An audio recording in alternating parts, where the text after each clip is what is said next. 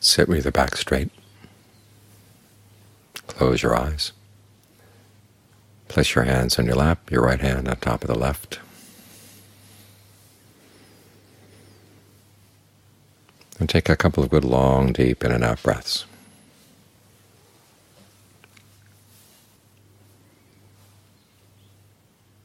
Notice where you feel the breath.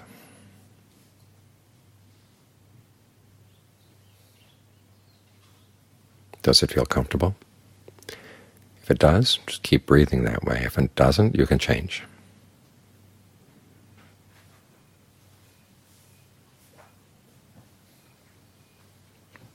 How do you know if it's comfortable? You have to stay with the sensation of breathing. If any other thoughts come into mind right now, you just let them go. We're here to train the mind, because the mind is the source of all our pleasure and pain, our happiness or unhappiness. It all comes out of this awareness, the thinking that pulls us in one way, pulls us in another way. Sometimes the thoughts are skillful, sometimes they're not. Skillful meaning leading to a genuine happiness. I mean, there are all kinds of pleasures in the world, all kinds of pains. Pleasures you can get from outside, pains you can get from outside. But the ones that really weigh the mind down are the ones that come from within.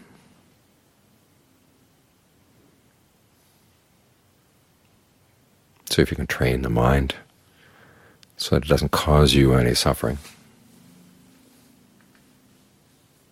you can learn how to think in ways that are skillful, then you can live anywhere, in any situation, and still be happy.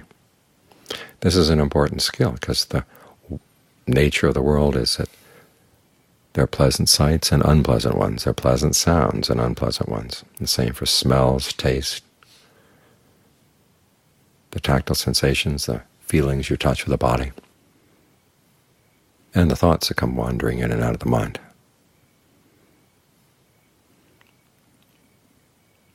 So if you make your happiness depend on these things, you're really setting yourself up for a fall. Because no matter how good things can get, there's always the fact of aging, there's the fact of illness, and there's the fact of death.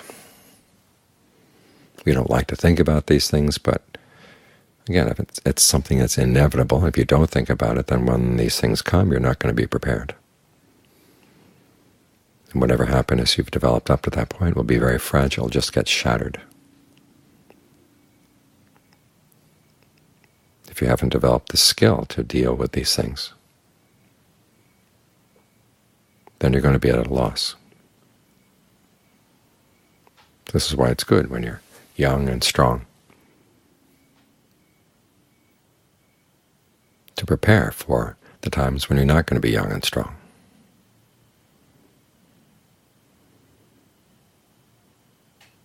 When things are relatively comfortable outside, you want to prepare for the time when things won't be. That way you can face any situation without any fear, without any trepidation.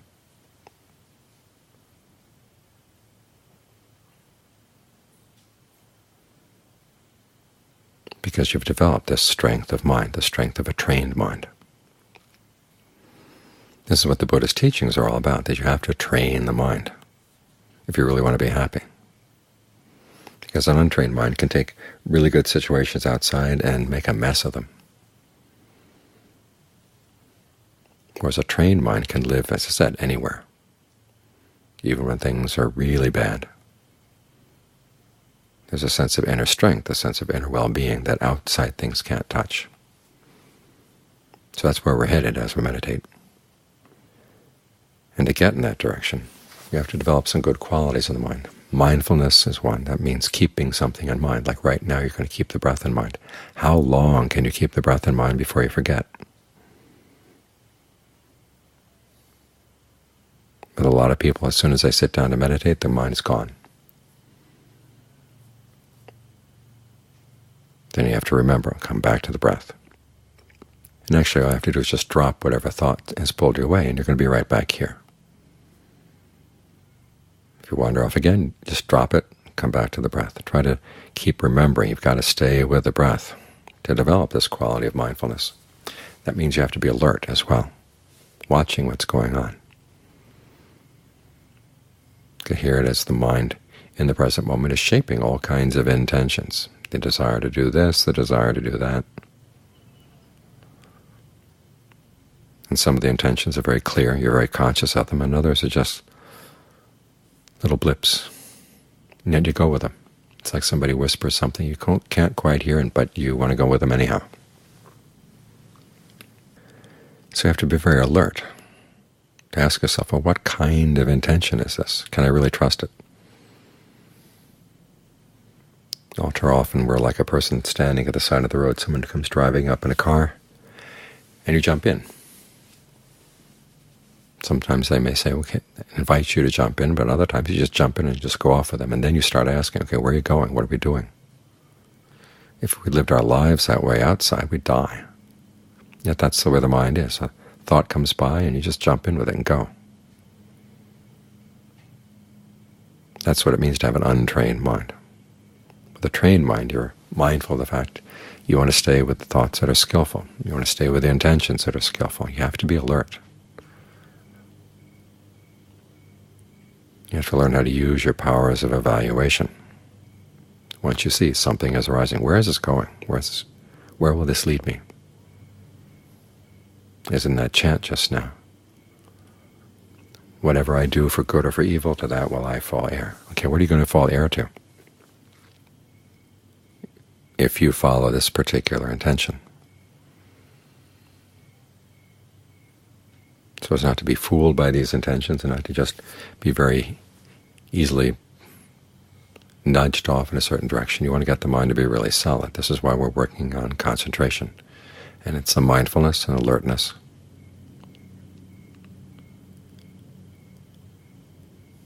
And your powers of evaluation. And then a quality called ardency. You want to really do this well. You want to do this skillfully. The concept of skillfulness is really central to the Buddhist teachings, because your life is shaped by your actions and your words and your deeds. You want to learn how to act skillfully, speak skillfully, think skillfully. We ordinarily don't think in these terms. We think about what we want to do or what we don't want to do, or what someone else tells us we ought to do or ought not to do. But the Buddha encourages you to look at your actions and see what kind of results you anticipate. If you think it's going to cause harm, you don't do it.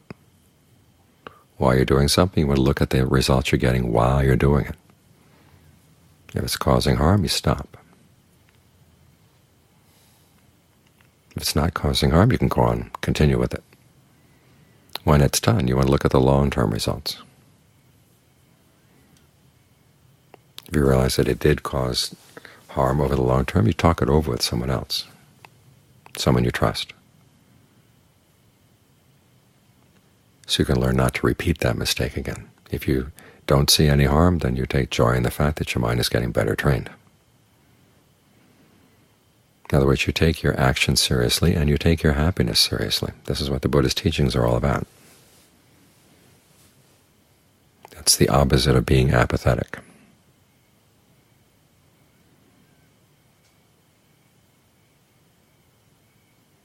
Your happiness is important. And where does it come from? It comes from your actions.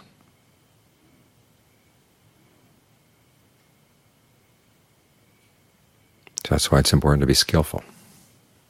This is how you develop the skill. You anticipate the results of your actions. And you may find out, though, that something you anticipate is going to be harmless actually does cause harm. Well, you've learned an important lesson. The next time around, you can be more skillful to learn how to avoid that harm. The same applies to your words, and the same applies to your thoughts. You have to learn how to be very watchful of what you're doing and saying and thinking. And this is why we meditate. Get the mind in a good, solid place with a sense of well-being, When the breath feels good, coming in, going out, think of the breath energy spreading through the whole body, that sense of comfort spreading through the whole body, all the way down to the tips of the fingers, all the way down to the tips of the toes.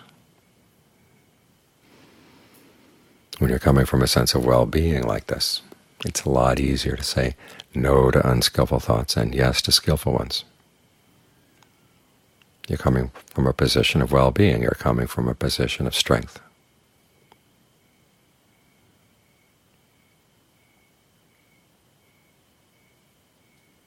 So when you're skillful in what you do and say and think, that's what it means to have a well-trained mind, so that your actions don't cause any harm, don't cause any suffering. And when the mind is not causing any suffering, you'll find that the pains of the outside world, the disappointments of the outside world, just go off it like water off a duck's back. But most of us are not like that. We're like vacuum cleaners. All the dirt in the world we just suck right up. All the unpleasant things, we just suck them right up. And then we complain that the mind is dirty, the mind is feeling unhealthy. Or you're feeding it on the wrong things.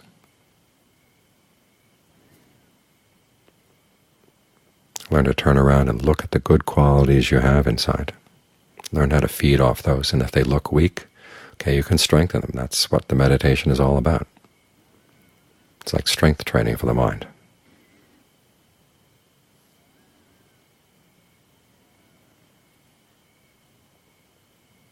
So it's a simple skill in the sense that it doesn't require that you go out and buy a lot of gear.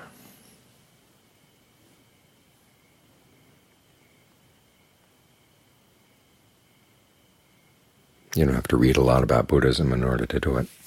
There are cases in the time of the Buddha, 7-year-old kids made it all the way to nirvana.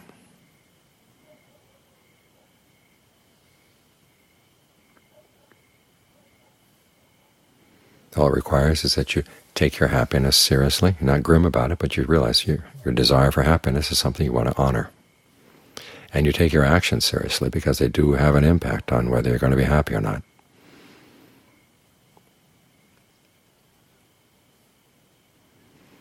If you take both of these things seriously, then you really do want to train the mind. And the Buddha's not forcing you.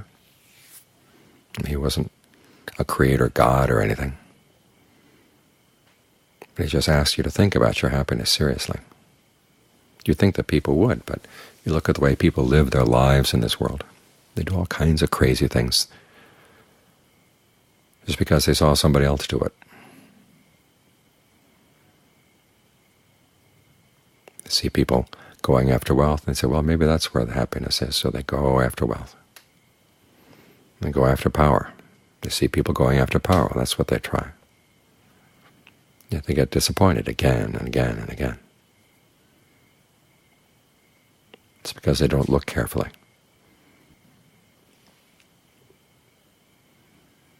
The really happy people are the ones that are happy from inside.